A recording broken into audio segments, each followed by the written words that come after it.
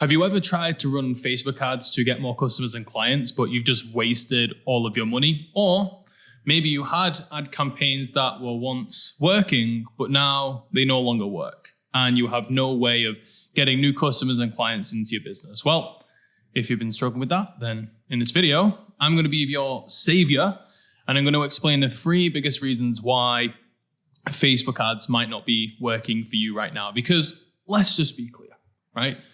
Facebook ads as an advertising platform, they do work.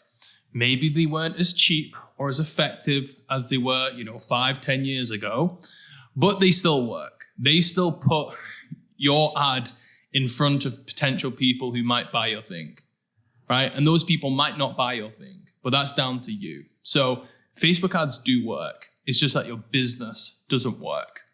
So I'm going to explain the 3 things right now. So number 1 is going to be that people are putting media buying before marketing. So what does this mean? Basically, when Facebook ads first came out, you didn't have to be that skilled of a marketer to make money. If you understood how to use the platform, i.e., if you knew how to upload a video, or if you knew how to create a business manager, you knew how to create an ad account, you knew how to upload a video or an image to the ads manager, you knew where to put the text, you knew how to target properly. If you just knew how the actual machine worked, you could run ads and make money. It didn't really matter if your offer was that good. It didn't really matter if your business was that good. It didn't really matter if your copywriting was that good. So people made money by being a good media buyer. So a media buyer is someone who kind of understands how to use the Facebook ad platform. But the thing is, like I mentioned, things have changed. It has become more competitive. It has become more difficult and less easy to just put an ad out there and generate a profit back. Not saying that it doesn't work, but it's definitely more challenging. But people are still stuck in the same mindset as in 2017, where you just need to be a good media buyer. So for example, if you might think that if you're just starting an ad campaign for the first time, as long as I just talk about my offer in the ad, and as long as I just target the right people, I've got the interest targeting set up, and I'm targeting the right countries and interests, and I'm putting it on, the right placements, then surely people are going to buy.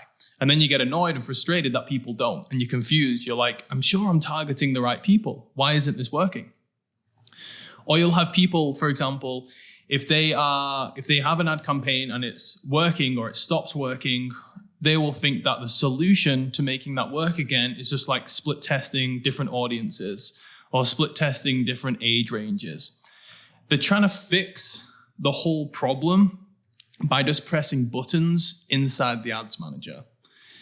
And let me tell you this, that most of your ad problems can be solved outside the ads manager. So very rarely do I go in and audit a client or a potential client's Facebook ad account. And I'm like, that's the problem. That's why it's not working for you. You just need to switch that demographic, or you need to switch that targeting, or you need to set up your campaign in this way. At the very basic fundamental level, those things are important. You just need to make sure that if your product is made for women, then you need to make sure that you're targeting women, right? So there's some basic fundamental stuff that needs to be in place. But beyond that, tweaking that sort of stuff inside the ads manager isn't going to take a campaign from unprofitable to profitable. You need to start thinking like a marketer, not a media buyer. So what does that mean, right?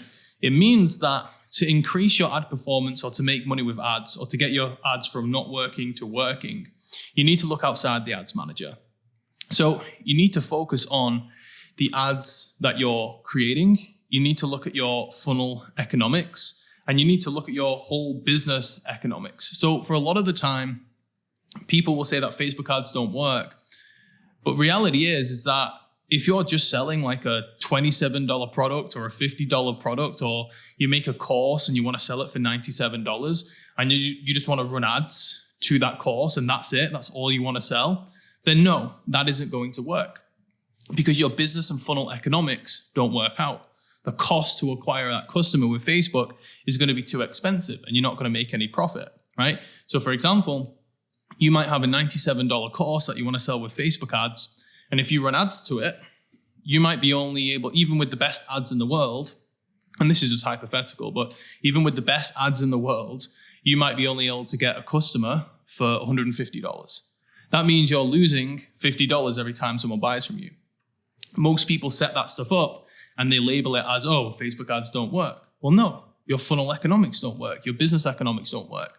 Whereas you could run that funnel and they could buy for $97 or $100. And you might pay Facebook $150 for that. So you lose $50. But if you had a program in the back end to upsell those people to, that costs $2,000, then you will be making $1,950 profit. Now, obviously not every person is going to go through and purchase that upsell, but you get the point. Having an upsell and getting your business economics right in the back end will make that ad campaign from not profitable to profitable. And it's nothing that you did inside the ads manager. It's making sure that your just lifetime value and the amount of money that people spend with your business is greater than the cost to acquire a customer. So you really need to have like a solid understanding of all of your numbers across the board, not just the numbers that you see inside of the ads manager, but your business as a whole. Because when you understand funnel and business economics, it allows you to spend more on Facebook ads. And even if you do lose a little bit of money at the very beginning on day one, you can then make the profit in the back end. So it's having a solid and fundamental understanding of that. The second reason why that people fail with Facebook ads is that they make their ads look like ads. So some of the very common advice on Facebook these days, especially if you're selling like courses and coaching, is to say like, hey, make sure like in the first line, like you call out your avatar, right? So people will be like, attention coaches, attention gym owners. Are you a fitness professional struggling to get past 10K per month, blah, blah, blah, right? People will tell you to call out your avatar. And the logic behind it kind of makes sense, right? Because it's like, well, you're going to call those people out in your ad. So the people who the ad is for will stop and start reading. And it kind of works and it kind of doesn't, okay? I actually made a video about this recently. It's about how we made about over 800 grand from Facebook ads in 1 month with like this new approach to funnels. You can go and watch that because it's going to explain the concept that I'm talking about now in a bit more detail. But let's just say, for example, if you start your ads like that, where you're like, hey, are you a busy professional? Are you a fitness professional? Are you an online coach? Are you an artist? Are you a chiropractor? Whatever it is, right? If you're just calling out your avatar, that sounds like an ad, right? That's not like a regular post that you would see on Facebook or Instagram. People reading that are going to know that it's an ad. And therefore, their guard is up. They're a lot more skeptical. And they're a lot more resistant to actually reading the ad and seeing what you have to offer. Obviously, you're going to get a percentage of people that do want what you have, right? And that's why those type of ads can make sales in the beginning, right? And this is where it tricks people. In the beginning, sometimes those ads work well. And you're like, well, I just made this really direct ad that calls out my avatar. People are coming and people are buying. Awesome. But after a while, they will stop to perform. Because again, only a very small percentage of people are just ready to buy, right? Very small percentage of people are in that much pain that they are just ready to pay for a solution. Now, those types of ads that are like very addy, if we can call it that, the ads that sound like ads, they attract those types of people. So in the beginning, it's good because you convert that small percentage of people that are ready to buy. But what happens after you go through those people? You've got the rest of the market, which is like 97% of the market, right? Only like 3% are ready to buy. You've got 97% of the market that aren't going to buy through that type of ad. Because, well, number one, there's going to be a percentage of people that look at the ad and they'll be like, oh, that sounds like an ad. I'm not going to read it. Even if it's for them, even if they could benefit from your product, even if they could benefit from your service. Just the nature of advertising and people's resistance to being sold to, if your ad sounds like an ad, then they aren't going to read it. There's just going to be a percentage of people that just refuse to read your ad because it sounds too salesy. So that's number one. Number two, you're also missing a part of the market that maybe aren't ready to buy. Maybe they aren't in that much pain that they need to buy a solution today. But if you educated them on your solution and educated them on why they need your solution, then they would be ready to buy. But if you're only running ads that sound like ads that are very direct, which are like 40% off, or hey, are you this person looking for this solution? Then come and grab and buy my thing. If your ads are super salesy and they sound like ads, then you're not taking those people that aren't ready to buy and converting them into people who are ready to buy. And again, that's like 90+% of the market. So if you're just using ads that sound like ads, then you're disregarding all of those people. And then the people who are left who are ready to buy, you're probably going to split them 50-50. 50-50, 50% will probably be like in enough pain that they just want to buy your solution. The other 50% will be too skeptical and they don't want to be sold to. So you can see that you're actually isolating a huge part of your market by making your ads look like ads. So my biggest advice to you, especially, and this is very common for people who are getting some success, but they can't scale. Because as you scale, you obviously need to target more of the market. And if you found that your ads work for a little while, but then as you try and scale, they stop working, it's usually, again, not like an ads manager problem, like, oh, this is the scaling strategy, or this is how I set up my campaign. It's not that. It's your marketing message. Your message is not wide enough to attract most of the market. You're just going very focused on the people who are directly in a lot of pain right now, who are ready to buy.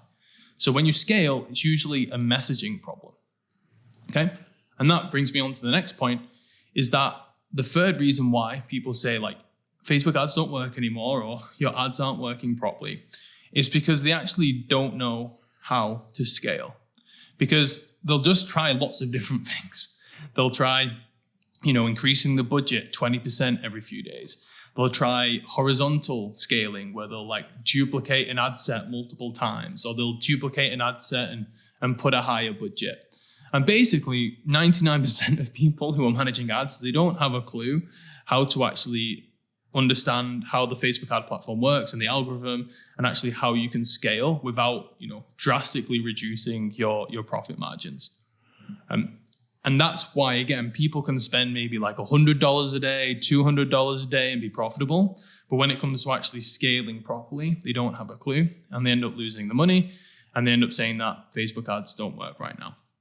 So what you want to do is spend some time and actually understand the Facebook ad machine and understand how the algorithm works, understand how Facebook actually allocates the ad space to the people on the platform. Because once you understand the details of how it works, then you can start understanding, okay, so this is the campaign structure, this is the ad budget strategy, and that will allow you to scale profitably. What you don't want to do is just be like, okay, I'm just going to increase the budget and see what happens, because we've all been there where maybe you've got an ad set that's running on $50 a day or even $10 a day or whatever it is. And you'll increase it by you'll go from $50 to $100 and you'll be like, okay, cool. It's just going to double the amount it spends. It's going to double the amount of customers I get. And it doesn't happen like that. Usually the ROAS drops through the floor and your once campaign that was making you money and it was profitable no longer works anymore. So those are the three things. You need to stop being a media buyer, think like a marketer. You need to make sure that your ads don't sound like ads. And then you need to understand properly how to scale the accounts inside the ads manager. If you want more tips like this and you want to gain a better understanding of how the ad platform works, how to create ads that don't look like ads, and also how to start thinking like a marketer and not a media buyer, then I have a free email list. It's called the Media Buyer Memo. It's where I basically document everything that I'm doing for my clients inside of my agency. And I'm basically just sharing everything that I'm doing, everything that's working for us, everything that we've tested that doesn't work, so you don't have to, incur the same costly mistake. So it's completely free to join. If you'd like that, then the link is in the description. I send, around 3-ish emails a week, so a bit more frequent than I do on YouTube. And also on YouTube, not all my videos are specifically for media buying and advertising. So if you want that more detailed content to help you scale your ad campaigns, maybe it's for your own company or for your clients' businesses, then join the Media Buyer Memo. Like I said, it's completely free. And yeah, I'll hopefully see you inside.